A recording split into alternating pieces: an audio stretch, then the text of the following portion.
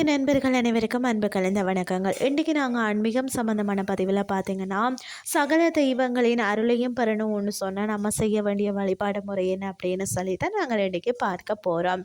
இந்த உலகத்தை படைத்து காத்து அழிக்கக்கூடிய தெய்வங்களாக திகழக்கூடியவர்கள் தான் முப்பெரும் தேவர்கள், மும்மூர்த்திகள் என்று கூறக்கூடிய பிரம்மா, விஷ்ணு, சிவன் இவர்களுக்கு பக்கபலமாக திகழக்கூடியவர்கள் தான் முப்பெரும் தேவிகளான பார்வதி, லக்ஷ்மி, சரஸ்வதி. இவர்கள் அனைவரின் அருளும் நமக்கு கிடைத்து விட்டாலே முப்பெரும் முக்கோடி தேவர்களின் அருளும் கிடைத்துவிடும் என்று சொல்லப்படுகிறது.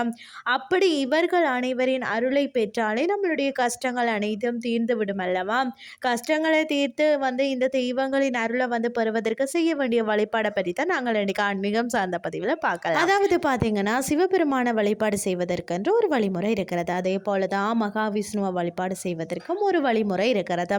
பிரம்ம தேவரை வழிபாடு செய்வதற்கென்று தனியாக வழிமுறைகள் இல்லை என்றாலும் சிவபெருமானின் ஆலயத்திற்கு செல்லும் பொழுதும் அங்கு இருக்கக்கூடிய பிரம்ம தேவரை பார்த்து வணங்கும் வழக்கத்தை நீங்கள் வச்சிருக்கணும். இப்படி இவர்களை எப்படி தனித்தனியாக நாம வழிபாடு செய்கிறோமோ அதே போலதான் இவங்களுக்கும் துணையாக இருக்கக்கூடிய பார்வதி, லக்ஷ்மி, சரஸ்வதி என்று ஒவ்வொருவருக்கும் ஒவ்வொரு விதமான வழிபாட்டை நாம மேற்கொள்வோம். அந்த வழிபாட்டை நாம மேற்கொள்ளும் பொழுதுதான் அந்த தெய்வத்துக்குரிய அருளை மட்டும்தான் நம்மளால பெற முடியும். ஆனால் இந்த பதிவில் ஒரே ஒரு நாமத்தை நாம கூறுவதன் மூலம் அனைத்து தெய்வங்களின் அருளையும் நம்மளால பெற முடியும் என்று சொல்லப்படுகிறது. அந்த நாமத்தை பற்றி நாம இப்ப தெரிஞ்சு கொள்ளலாம். இந்த நாமத்தை நாம தினமும் கூறலாம். நம்மளுடைய வாழ்க்கையில நமக்கு ஏற்படக்கூடிய எப்பேற்பட்ட பிரச்சனையாக இருந்தாலும் அல்லது எவ்வளவோ சிறிய பிரச்சனையாக இருந்தாலும் அது தீரணும் அப்படின்னு சொல்லித்தானே நாம நினைப்போம். அப்படி அந்த பிரச்சனைகள் தீரணும் அப்படின்னு சொல்லி நினைக்கும் பொழுதும் அந்த பிரச்சனைக்குரிய கடவுளை நாம வழிபாடு செய்ய வேண்டும். இந்த ஒரு நாமத்தை நீங்க கண்மூடி நிறுத்தி நிதானத்துடன் பொறுமையாக கூறி இந்த பிரச்சனை தீரணும் அப்படின்னு சொல்லி நினைச்சு கூறுனீங்கன்னு சொன்னா அந்த பிரச்சனை விரைவிலேயே தீர்ந்து விடும் என்று பலரும் அனுபவபூர்வமாக கூறுகிறார்கள். காலையில கண்டிப்பான முறையில் அனைவரும் எழுந்து பார்த்தீங்கன்னா குளித்துட்டு தீபமேற்றி வழிபாடு செய்வோம்.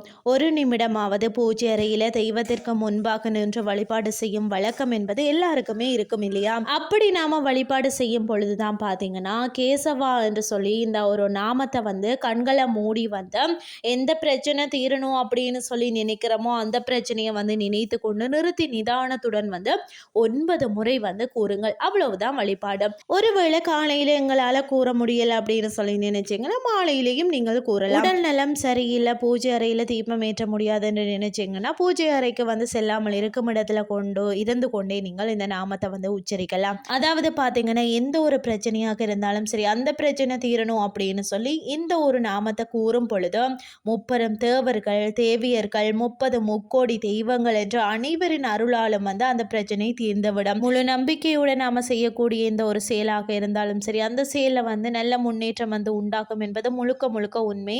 அதன் அடிப்படையில் தான் இந்த ஒரு நாமத்தை முழு மனதோடு சொல்லி சகல தெய்வங்களுடைய அருளையும் பெற்று கஷ்டங்களையும் தீர்த்து கொள்ளுங்கள் அப்படின்ற தகவலையும் கூறிக்கொண்டு இன்றைய ஆன்மீகம் சார்ந்த பதிவை நிறைவு செய்து கொள்கிறோம். இதே மாதிரி இன்னும் மற்றொரு ஆன்மீகம் சார்ந்த பதிவோடு உங்களை சந்திக்கிறேன். நன்றி.